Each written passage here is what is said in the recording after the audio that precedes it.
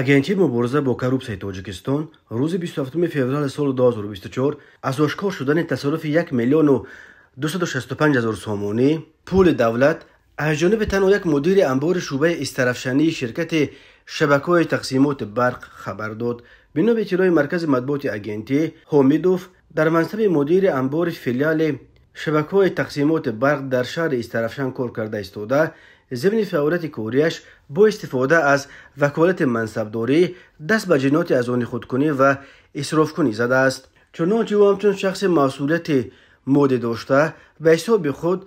در انبار شبکه‌های تقسیمات برق در شهر استرافشان مال و محصولات و تجهیزات برقی ارزشمند را به مبلغ عمومی 1,265,163 سامانی رسما قبول نموده، من بعد با مقصد به دست آوردن فایده مفت این مال و محصولات را که به او باور کرده سپرده شده است و در اختیارش قرار داشت برای از آن خودکنی پوره تصرف نموده، با این کردار قصدانه خود به دولت به مبلغ 1,265,163 سامانی ضرر مخصوصا کلان مادی رسانیده است. تفصیلات دیگر قضیه نشر نشده است. خود حامدو و یا ادوکاتش نیز برای شرح مستقیم قضیه دسترس نیست. агентии мубориза бо коррупсия гуфт оид ба ҳолати мазкур нисбат ба умидов бар асоси моддаи 245 қисми 4 банди б кодекси ҷиноятии ҷумҳурии тоҷикистон бо иттиҳоми тасарруфи маблағҳо ба миқдори махсусан бузург парвандаи ҷиноятӣ оғоз карда тафтишоти пешакӣ идома дорад.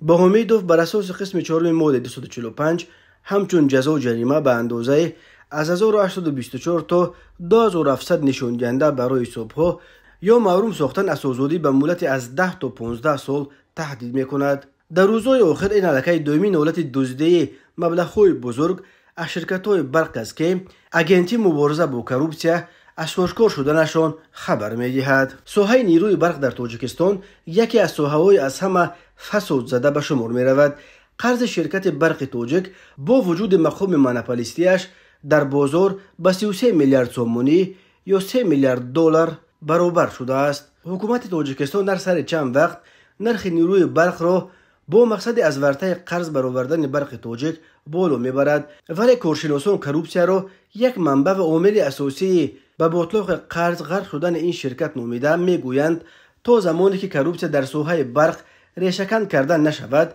یگان قرار بالا بردن نرخ برق این شرکت را از رسوایی ناگزیر نجات دادن نمیتواند.